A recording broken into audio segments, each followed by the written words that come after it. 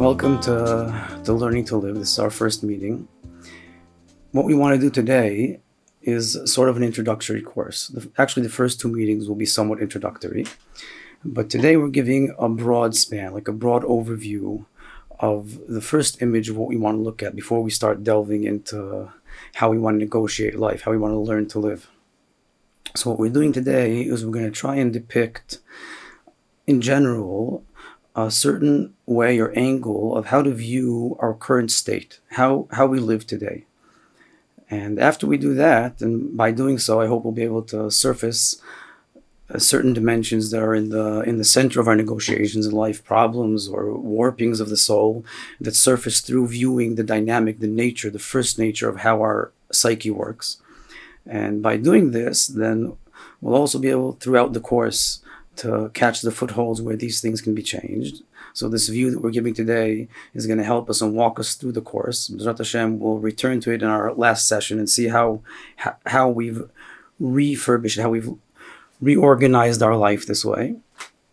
And in addition, at the end of today's session, we'll also try and give at least a very brief, fleeting image of what everything would look like if we turned it around.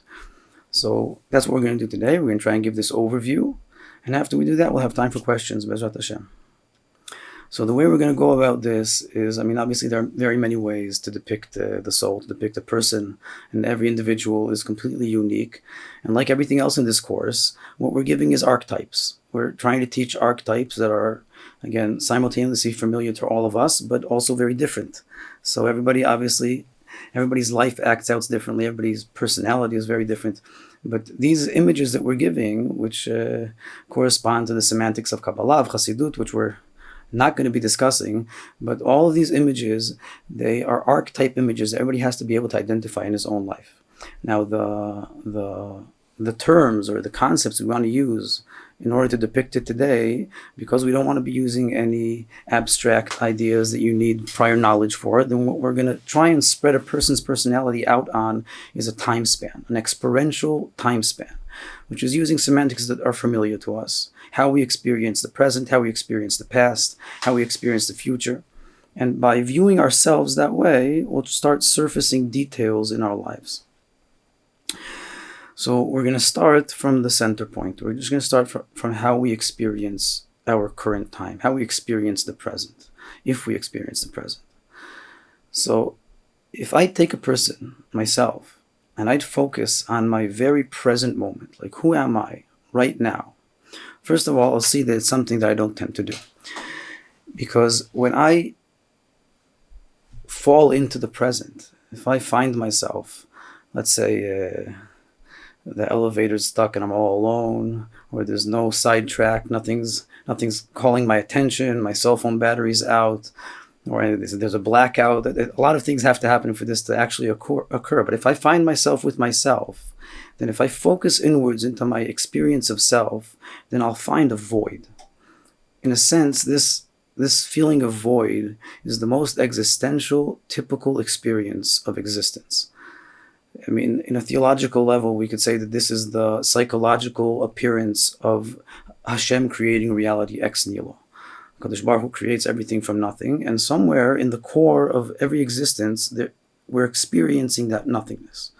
So if I focus on like my worth, on my value, on my being, there's a looming emptiness there. Now, obviously, this emptiness isn't so sympathetic. It's not very pleasant. A lot of modern society is devoted, or not only modern society, throughout the ages, a lot of human society was devoted just to consume, sidetrack, something that can take my attention away from this.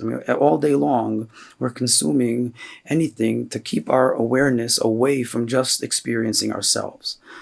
Like I said before, but if everything falls apart for some reason, and the TV's not working, or my phone's not working, and I have no friends, I missed the bus, and I'm all alone, if all the circumstances fall out that way, that I end up in just describing that is a little bit frightening. I end up being with myself. So what I'll find there is this void. Now, that void of existence, that emptiness, like an existential experience of emptiness in ourselves, is something that drives a lot of our life. And this is something we're going to come back to throughout the course. But today we just want to see how, in our first nature, what's our intuitive tendency? How do we react? Again, even unconsciously or semi-consciously. I mean, what I just described, like I said before, it's not something that we tend to live in that moment. We don't tend to want to experience and be present in our net value of self. When I experience my present, I'm experiencing my net value. Again, all of my resume or all of my assets, everything doesn't really sum up in there.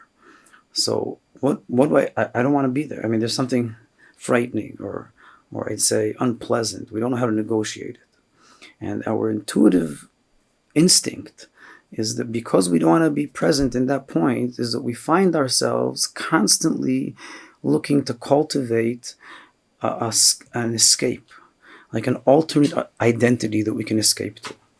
Now, where do we go if our present's very empty?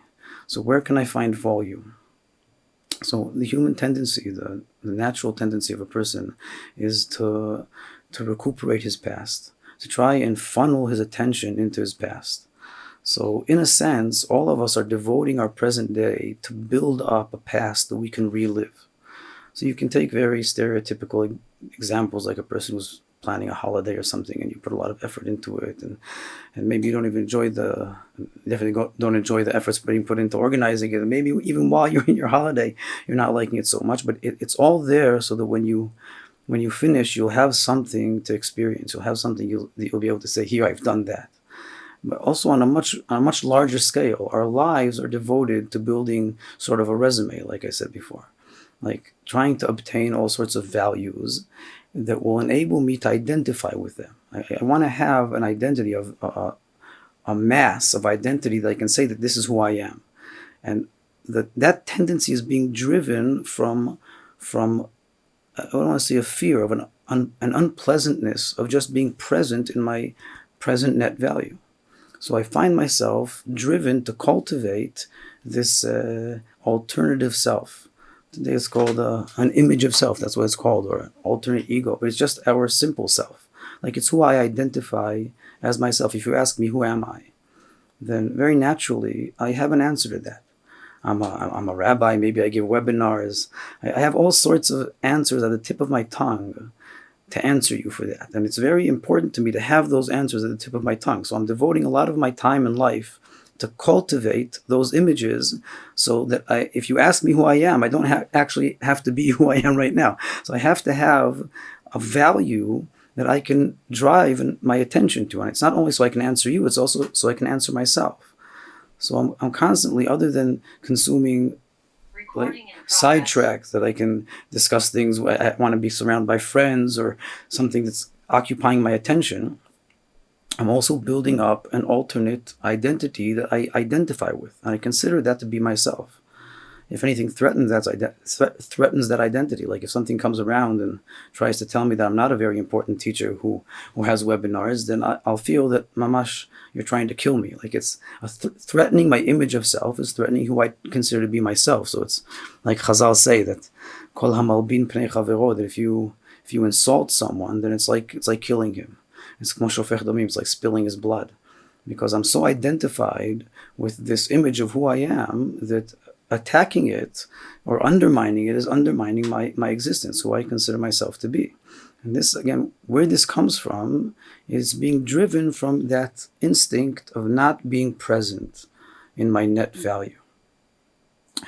Now, obviously, cultivating a synthetic sense of self, it takes a toll, because there's this nagging truth or nagging nature of reality that the world or the mirror of reality is constantly reflecting who I really am. Like, if I'm very tall but I think I'm short, then next time I walk under a door, I'm going to get banged on my head. There's something stubborn about reality, that it constantly reflects exactly who you are.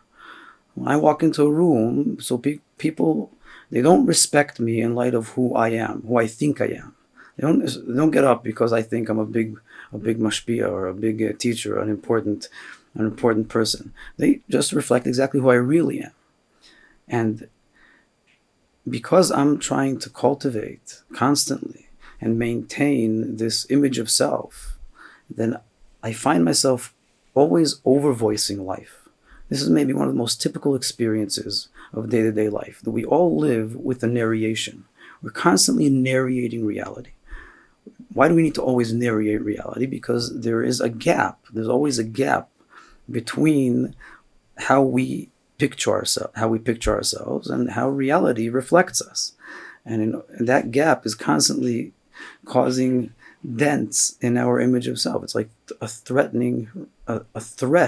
to how we want to image ourselves. So we're constantly overvoicing it. Now, this life project of building an alternate identity is, first of all, very tiring. So we're mishuabad. Like this is in Chassidut, this is the term for this mishap that I'm describing is called the Mitzrayim. It's a very famous term for anybody who's been studying before. Like this means, the simple word is Egypt, which is like the archetype of exile. But what it literally means is outlines. Mitzrayim means outlines in Hebrew. That a person has an image, he has an outline, he has a sense of who he is. And he's cultivating those outlines. And those outlines that he's devoted to are also enslaving him, because they need constant upkeep, because reality isn't cooperating. Again, not that reality is against me. It's just very stubborn in its reality, in just being real, like a mirror. So what I find myself doing is, because I'm escaping my present experience into some alternate experience, which is coming actually from the past. Again, all the information I have, why am I calling this my past? Because if I'm building a resume, like if I'm trying to think who I am, so like we said before, if I just think of today, right now, in this moment, there's nothing there. So where do I gather up all the information to build up this image of who I am? It's all coming from my past, from things that I've acquired, but it doesn't, all these values that I'm putting into my curriculum, I'm putting into my resume, they don't really exist. I'm just bringing them into life, and that demands a lot of effort to constantly funnel my attention into something that I was, because it doesn't exist now. It's not naturally there. So that's why I'm paralleling this to one's past. That instead of experiencing my present, I'm funneling my attention into my past. And because this is something that no longer exists, this image of who I am, or all these achievements, or whatever it is that I'm pouring into my resume, they no longer exist, in my image of self, then my ability to identify with that past alternatively to my present demands upkeep. I need to constantly be pumping life into this, convincing myself and everyone else that this is the person that I am. And again, no matter how much effort I put into this process, I'm not going to manage, because reality is, again, just always reflecting who I am. So there are always dents, always cracks in my image of self. And that's where all of a person's frustration and depression and anxiety comes in. And all of my sadness, all of the unpleasant experiences of life, evolving around downs, depression, sadness, frustration, it's all cracks in my image of self, where I don't live up to my expectations that I've built up to myself. And it's always going to be this way, because as long as I'm funneling my identity into something synthetic, then reality is always going to reflect something else. There's always going to be a gap. Now, if that gap is an enormous gap, like if I have a radically narcissistic image of self, then the cracks can be so severe that they break me. But even if not, just normal people, you don't need to take radical images. Me and you and everyone else, we're all entertaining an image, and any image isn't right now. It's not happening right now. So there's always that gap. And again, first of all, it demands effort. It's tiring. And even after all of the effort put into it, there are always cracks, and those cracks frustrate me. So first I'll try to cover up. Again, I'll narrate. Why didn't everybody get up when I walked into the room? Okay, they didn't notice me. They don't know who I am. They don't appreciate. They're not scholared enough. But at some point I can't. Let's say I did something wrong, I say I yelled at you, or I did something that doesn't suit, doesn't reflect who I want to think I am. I'm teaching psychology. I'm teaching people to learn how to live. So obviously I should be a very rectified person. So if I find myself yelling at somebody, like erupting, so if I can, then I'll say maybe no, I wasn't yelling. But if it was so loud that even the neighbors are knocking at the door to see what happened, so I can't say I didn't have it, so I'll start blaming someone. Why do you ask so many annoying questions? And it's all your fault. And after that, if I can't lay the blame on someone else, then my last resort, and these are things that we'll explain in much more detail as we go along, but my last result is just to be depressed, like to fuss over it. How did I do that? And reconvince myself that it's not typical for me. It's not my. I have all sorts of defensive systems to try and maintain this image. All of those defensive systems are a lot of my negotiations in life. So all of a person's frustrations, depressions, sadness, it's all the futile effort, the cracks in the effort to narrate and bridge between his net value, which is, again, his present experience, which he's afraid or incapable of coping with. It's just so hollow that it doesn't even come to mind, doesn't even occur to me to live in that point. And so I funnel myself into this alternate identity. And the gap and the cracks in that gap are all of my depression and sadness and frustration and anger. So that's our present and our past in this very pessimistic image that we're building up here. Where's the future in all of this? So the future is a very important point, because when you live this way, when we live this way, as long as we live in our first nature, and even though this is a relatively morbid picture, maybe even a radical picture, and I am doing it like a cartoon a little bit, so everybody can take this in proportion, but it is describing our first nature, in a sense. Like, everybody needs to teach this to his own life. But this morbid picture is a depiction of ourself, our first initial natural course of our psyche. And when we live this way, then that constant friction with reality, it builds up into critical mass of conviction that I start believing in a challenging reality. Again, that my life is a course of challenges, that I constantly need to be on the guard to narrate and upkeep my image of self, so that I don't, chas v'shalom, ever find myself in my net value of the present. It convinces me slowly but surely that reality is something up against me. It's just a continuous challenge.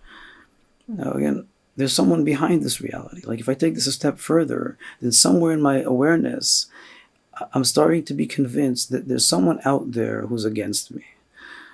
In simple words, it builds up bitter pessimism. I just become very pessimistic, because the experience of life teaches me that even if everything's going well now and I've built up this wonderful image of self, somewhere around the corner there's a mirror waiting. It's just going to reflect something else and smash me into smithereens. I've done it so many times that I become proficient, and I already know where it's going. So the older we get, the more like anguish we have. We become cynical. Yeah, when I was young, I also thought I'd take over the world, but I've gotten over it. You'll also get over it. Anybody who hasn't gotten over it is just on his way to get over it. I mean, the course of life in this nature becomes something there's a lot of wear to it. And it becomes very frustrating, and you kind of zero into low aspirations and a lot of cynicism until you kind of die. It's like the monitor in the hospital. You start with big peaks, but slowly but surely you flatline. You zero into something very small until after Me'av Esrim you flatline. So what's happening here? The constant friction between the past and the present is building a very pessimistic image of the future. Behind that pessimistic image of a future, what's actually deteriorating is my faith. I'm getting a pessimistic image of Hashem. There's a joke amongst Hasidim that used to say that, again, it's a verse in Hebrew. We're trying to not say too many words in Hebrew.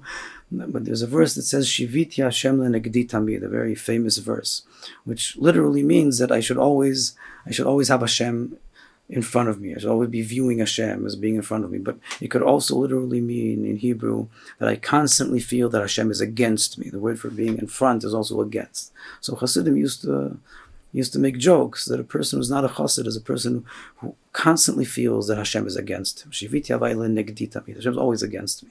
So it's a joke, but it's a very ironic joke, because very often we actually feel this way. And where's that sense coming from? And this sensation, it can seep very deeply into my theology. I can mamish believe in this. There are actually religions today that are leaning on this assumption that HaKadosh Baruch Hu is not a nice guy. In a sense, we could say that one of the biggest chidushim, or maybe the number one idea that the Baal Shem Tov came to introduce to humanity, is that HaKadosh Baruch Hu is a nice guy. Not that people thought he was bad, or at least they wouldn't say it that way if they were religious, because it's not a very religious thing to say. Again, if you're not religious, then it could very well be that you can just outright say that HaKadosh Baruch Hu is an evil guy. Look what's going around here. But if you're religious, then you don't use those terms. You say things like concealed good, or all sorts of other whitewashed terms to not say bad things about HaKadosh Baruch Hu. But your experience, and this was definitely the common experience of HaKadosh Baruch Hu before Chassidus, is that he's at the very least a stern kind of guy. Like he's not sympathetic. You wouldn't want to meet him in a dark alley. And very much what the Baal Shem Tov came around to say is this wonderfully new idea that actually HaKadosh Baruch Hu, he's a nice guy. He's on your side. He's not out to get you. Where did that image come from? So again, in an archetype view, it came from our first nature.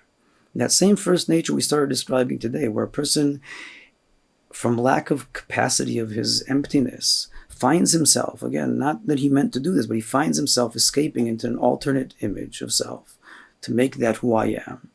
And he's so constantly devoted to cultivating it that life becomes a constant challenge. And he starts building up this image where what life is a set of walls that are just out there for me to knock into. And time and time again, that experience of life seeps into theological faith of HaKadosh Baruch Hu being not a nice guy. I'm trying to use nice terms here. So what do you get in your future? You get a lot of fear, anxiety. Like, what's going to happen tomorrow? It's like a human consensus that no matter what, it's going to be bad. Armageddon, or end of days, or aliens are going to come and take over and destroy everybody. Whatever it's going to be, it's not going to be good. Now, that human consensus is just a result of collective mass of personalities. That on our most personal level, we experience things that way, in a sense, because of this first nature. Again, I'm depicting things in very black outlines, but we want to be able to make this image of a first nature. So we'll try to sum that up. A person, in his core, is a void. Not just that he has a void, he is a void. Every creation is actually nothing. And existentially, somewhere in the background of our existence, we experience that emptiness. And it's not pleasant, and we don't really know how to cope with it. It drives us to just put our attention somewhere else. And our instinctive, natural tendency is to drive our attention into an alternate self by building images from the past. And then we find ourselves captivated in cultivating a synthetic sense of self, which just doesn't exist. And because it doesn't exist, then it needs a constant narration in order to bridge it into reality, to bridge how reality really reflects me as opposed to how I want to view myself. And that's very tiring. And also the challenge, it's never perfect. There are always gaps. And those gaps are frustrating and depressing. So what we have is our pride in our past, and a lot of sadness and frustration the more the pride cracks into the empty present. And this cycle of life builds up a very pessimistic image of the future, because the constant friction it just convinces us this is what life is about. It's just a tiring, tedious notion. So our future is very pessimistic. We're fearful of what will come. So in our present, there's an emptiness. In our past, there's pride and depression, sadness. And in our future, there's anxiety and fears. What's going to be tomorrow? I mean, what challenge is the future have in store? So this is how we live in our first nature. We're devoting our present to cultivate and build up a past so that we'll have where to be when we reach tomorrow. Right? So I'm building up today. I'm devoted to build up like a resume, to build up my yesterday, so that tomorrow I won't need to live in the present. I'll have where to go. So I'm kind of like that trip we're taking. We're devoting a lot of effort to making this awesome trip so that at the end we'll be able to sit back and say, wow, it was so great, and we'll have where to put ourselves so that we don't need to actually reach the present point. That's the general image of things here. And in the light of that cycle, you can see how all of a person's negotiations surface up. Our pride is in there, and our sadness, our downs, our loneliness, and also our anxieties and our fears are all concocted up in this first nature. Okay, so after we've depressed everybody, that was again a cartoon image, a real cartoon image of how our natural course, or first nature, tends to flow. And what we want to do, obviously, over the course of the next course, is see how to turn the entire image upside down, 180 degrees. And in order to do that, we're going to have to, not today, but in our next meetings, we're going to have to break down like what I just described in a very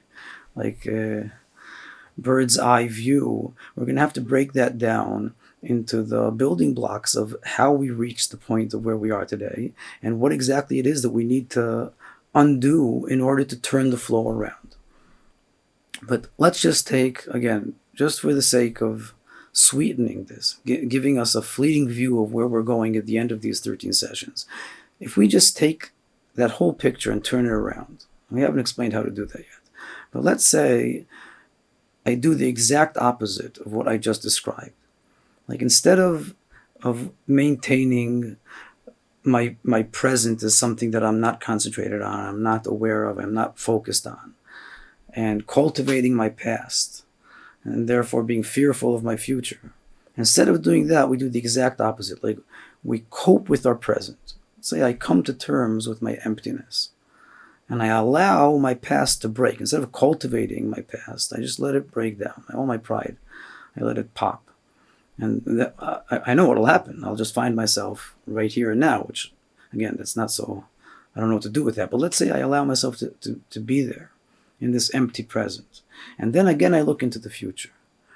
And I see all of the unknown. Who knows what's going to happen? Like the same experience of the openness of the future that scared me very much when I was devoted to cultivating a synthetic past. As long as I'm devoted to cultivating my past, then the future, again, is always threatening me.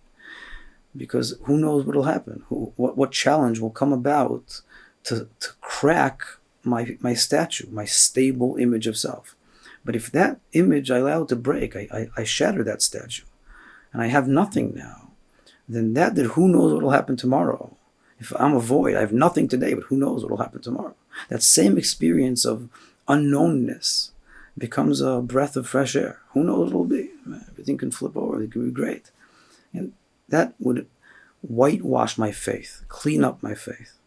Okay, again, I just said that in one sentence to give a taste of why this entire image can flip over in a moment. And why today it's experienced the way I'm experiencing it. The way my dynamic works brings me into an experience where all of my personality is like swept into this course of survival. It's all started in a very, very small point of self, right? I just didn't want to be that empty self. And that drove me, again, not today. I've been doing this for many years. Really a child, like a baby, an infant, a young child. He doesn't do this so much. He lives in the present very much. He doesn't, because very simply, he's not invested in a very intricate resume, a sense of self. I mean, we're invested. We've been doing it for many years. So anything that comes along and cracks our sense of self is a big threat. We're losing a lot of assets here, or at least what we consider to be assets. So we're going to have to learn along this course that a lot of what we consider to be our greatest assets are actually our greatest liabilities. But we build up these seeming assets, but a child doesn't have those assets, so he's very prone to change, and he's very optimistic. If you ask a child, what are you going to be when you grow older, then, like we said, he has all sorts of messianic aspirations. I'm going to be a cowboy and an astronaut and a shliach, and that's fine, because anything can happen, because there's not much past that you're carrying. Now again, we don't want to leave everybody as children. Children are very, it's a beautiful image, but it's also not so useful, not very productive. We want to grow up. We want to grow up, and we want to achieve. We want to culminate. We want to actualize our faith, actualize ourselves, our ideologies. We want to be able to go through the course of life without that friction driving us into a whirlpool where we end up maintaining something that we see as our survival and constantly challenged by the day-to-day friction. And again, and at the end of that, we find ourselves with a very pessimistic anguish. And what's actually happening is that we're deteriorating our faith. So in simple terms, we've built up a bad image of Hashem. We have a bad image of God. We view him as someone against us. And even if we're using like religious terminology of concealed good and such, experientially, we're not confident on that. We don't have much confidence in it. And that's all a result of this nature that we've described. So Bezrat Hashem, what we want to go through in this course is take this very broad image, which I'm sure there are many questions to ask about it, and break it down into building blocks, how we've built this up and how we can turn it all around. Bezrat Hashem, that's what we're going to be doing over the next sessions. This is just an introduction to give, again, a bird's eye view of what our first nature is like and where it's going. Maybe I'll add one more thing just to finish the class today. Every reality, even this morbid cartoon image we made, everything has a spark. Everything has a point of good. What's the pearl? What's the gem in our first nature? Maybe I can rephrase that. Why doesn't everybody come to this course? Why doesn't everybody seek out change? If we're all living such a morbid image of life, why don't we just jump on changing things? What are we clinging to in this first nature of ours? So in very simple terminology, we're clinging to nature itself, to naturalness, to a natural flow. Study, like what we're doing now, sitting down together and discussing how to live. There's something strange about it, something unnatural of interfering or intervening in life. Somewhere we all have like a simple assumption that life is supposed to flow. It's supposed to flow naturally. And all these terms of you should or would or need to do that, all those like shoulds and needs, we don't like them because there's something that it counters my natural self. And that's very true.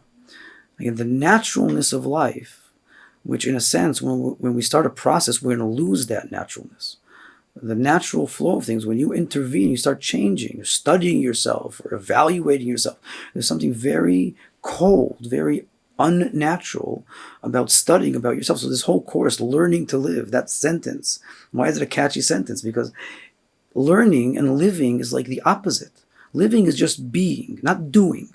And learning is it's interventive. It's very invasive. It's not natural. We don't want to do it. That's very true. And we want to maintain that pearl. We want to maintain that gem. So at the end, what we're looking to achieve is not some sort of set of rules. We're looking to build a new nature. Like to take out that core of naturalness and recuperate it. It's been trapped or swept into this whirlpool that really isn't so sympathetic. It's full of problems. But just the naturalness of life, like the aspiration to flow naturally, that's something we want to cultivate. At the end, we want to redeem it. So what we're looking to build here is not a set of tools in order to negotiate and not fall into your first nature. No, what we're looking to do is to redeem your naturalness and build a second nature, a new nature. Very famous gematria in Chassidut, we'll finish with that, is that second nature, Teva Sheni, its numerical value is emet, truth. That's a very important gematria. that you'd think that your first nature is your truth. That's why any intervention or change is threatening your truth. It's threatening your natural self. But really, your second nature is your truth. Teva sheni begimatria emet. But what was true in your assumption is that your truth is natural. And we need to, at the end, be able, and B'ezrat Hashem, that what we're hoping to do, to build another natural course, like to put ourselves in a natural course, not just a set of tools of negotiating something and not living a natural life. That we definitely don't want to be doing. But the course of study definitely has unnatural elements to it. That's why there's something that a person is deterred from like acquiring these tools or working with himself, because somewhere he knows that his life shouldn't be a set of doing. It should be a set of being. It should be a flow of being, and that's true. So at the end of a lot of doing, or some doing here, then we are aspiring to that new being, like a natural flow. But instead of flowing backwards into the past with a looming threat in the future, we want to be flowing into the future with a disintegrated past behind us. B'ezrat Hashem, that's what we're going to try and describe.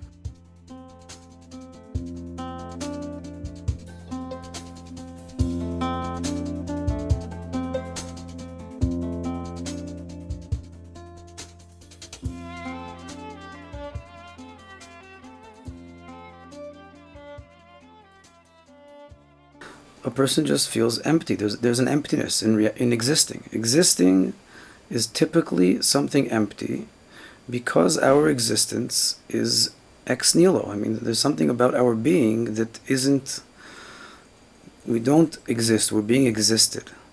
And therefore our existence feels like something that isn't. And what does that mean experientially? Just like you said, very simple, that everybody has an emptiness, a very, like not a circumstantial emptiness, an existential emptiness at the core of who we are. Now, when you say that it's something that we experience sometimes, then that's true, but it's only because we focus on it very rarely, because we preoccupy ourselves to not think about this, because it's unpleasant. But when we find ourselves feeling emptiness, what we're experiencing is just the core of who we are. It's not something that happened. The opposite. When nothing's happening, that's what we feel.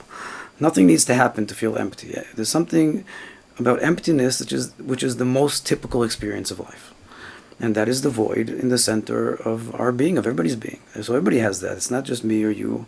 Everybody here, somewhere, I mean, maybe some people are nicer people than me, more optimistic. But still, somewhere, there's an emptiness at the core of existence. And we don't like feeling that emptiness.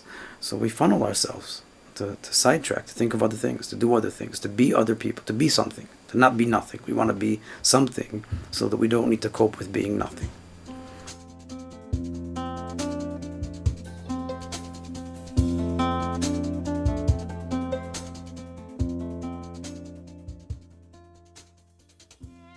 When I said first nature, I was referring to the dynamic, like the mental behavior that creates the image we depicted.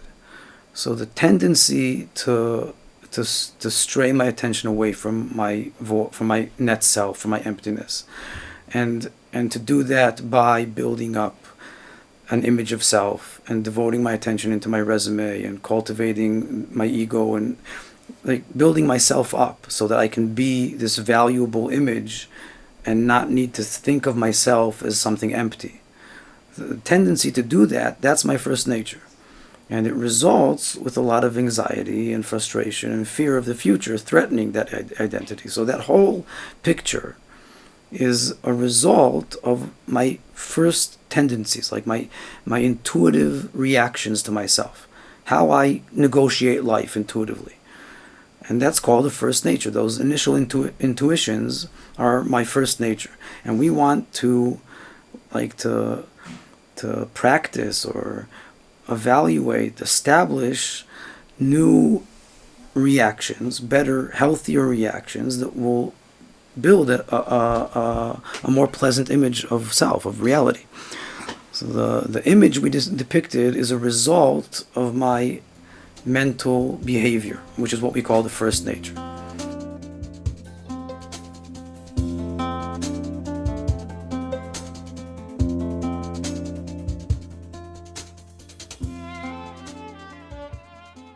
Okay, so obviously without referring to anybody personally, not you either, then it's very likely that throughout the course, the most common experience that we'll feel is that everything we're doing is 180 degrees upside down and inside out. And we need to be doing mamish, the exact opposite of what we're doing on every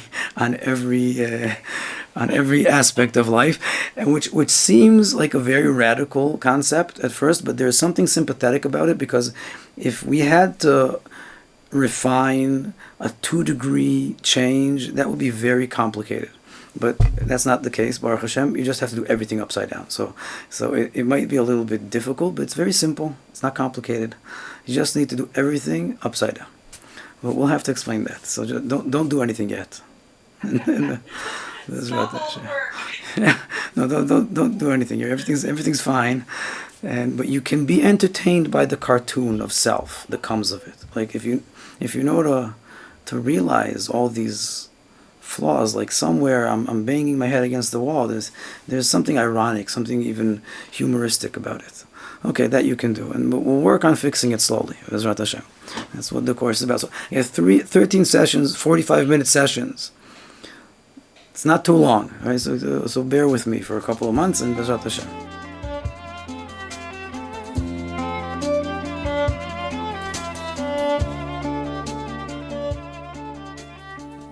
That's an excellent question. Mamash, that's a very, very good question. Like, Judaism is all about treasuring the past. That's what you're asking. So where does this fit into all that? Okay, so first of all, it's an excellent question, but I don't know how relevant it is to the very limited psychological aspects we want to be depicting here. Obviously, in this course, we're not going to be able. This is not FYI Judaism. This is mamash. Just learning to live on the most small level. But because it's such a good question, I'll try to answer that. We could say a few things about it. The first, the simplest answer is that Be'emet, Chassidut is very much like one of the most famous vorts of the Baal Shem Tov. He said about Purim, Shekol mi shekoreh et Megillah lemafreya lo yatsa. There's a halacha that if you read the Megillah on Purim, not in orderly fashion, then you're not yoytze. It's not considered that you did it correctly. And the literal meaning can be read that if you read the Megillah and you sense that it's something in your past, you're reading it as a past occurrence, only like a technically, strictly past, something that happened once upon a time, then you're misunderstanding. So obviously, if you've ever studied Chassidus, a lot of Chassidus is exposing and stressing how the Torah is a living Torah. Divrei Elokim Chaim, something that's happening right now. And all of these stories are not past history, or not just past history, not even mainly past history. So Chassidus from its get-go has been negotiating that tendency and trying to expose and correct it, so it doesn't turn into a simple cultivation of a past existence. So that's not the meaning, even though, again, we should cherish our past, and we do cherish our past. But our cherishing something is not turning it into a mummy. We're not looking to, to eternalize and fasten our past. I mean, taking our faith and stabilizing it, like a mummy, that's mamish avodah zarah. It's turning God into a statue. Taking your faith and making it something stone hard that doesn't change. So that's like the epitome of not being Jewish. That's idolatry. That's making an idol. You're taking sticks and stones. You're trying to make Hashem something stable. So our faith is something very, very dynamic. Where does cultivating and cherishing our past fit in? So it needs to be reassessed. But I'll use that as an example. That we tend to explain it that in the wrong way, that is another depiction of our first nature, that we tend to do everything wrong. So that also needs to be flipped over. Bezrat Hashem. But that's not what we're going to do here.